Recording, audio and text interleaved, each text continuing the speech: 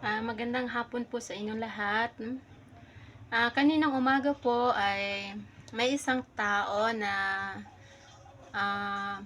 customer ko siya na siguro 2021 naging customer ko siya. Ngayon nagchat siya sa akin na idagdag daw ako sa dagdag rates sa Lazada company. Pahingi daw siya ng number. Ngayon, ako naman nagbigay ng number kasi tiwala ako, customer ko siya at kilala ko naman.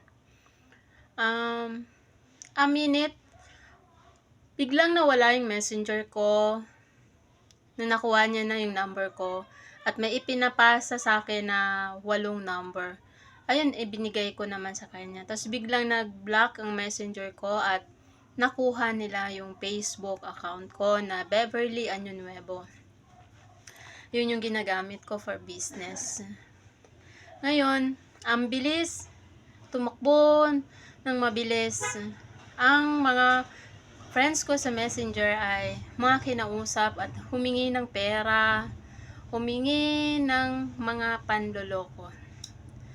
Isa na doon ng aking kapamilya ay nakuha na ng 4,800. Diyos ko Lord, grabe. Bakit naman ganyan ang kalakalan dito sa atin? Ngayon, hindi ko naman agad-agad nabalaan yung mga friends ko, mga kapamilya ko at lahat ng mga kakilala ko, mga buyers ko. Kasi na hindi ko na ma-open yung Facebook ko.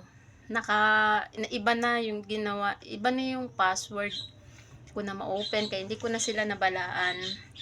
Ngayon, pumunta na ako ng barangay at nagpa-blatter na ako na hindi ako yon at maraming tao na naniwala at yung iba kita ko na halos nagbibigay sila ng pera sa akin pero hindi nga yon totoo.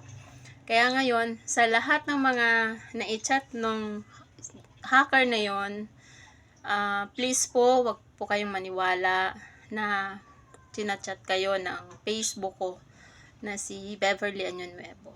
Pero as of now, okay na po, naibalik na po yung Facebook ko sa tulong ng isang kaibigan at nabago ko na rin yung password at hindi na mabubuksan ng hacker yun. Muli po, iniimbitahan ko ulit kayo na maniwala na sa Facebook account ko na ito pa naman yung ginagamit ko. Simulat sa poll, ang daming customer ko dito na nakakakilala sa akin. Paumanhin po kanina. Pero inuulit ko po, okay na ulit po ang Facebook account na to. Ako na po ito at hindi po ako manloloko. Nahack lang po yung messenger ko kanina at nabago na po yung password. Ay, thank you Lord. Pero nakakalungkot talaga kasi may nakuha na pera. Sorry po doon. Kaya inaanyayahan ko ulit kayo na magtiwala ulit sa Facebook ko. Beverly Año Nuevo, okay na po at nabago na po ang password. Salamat.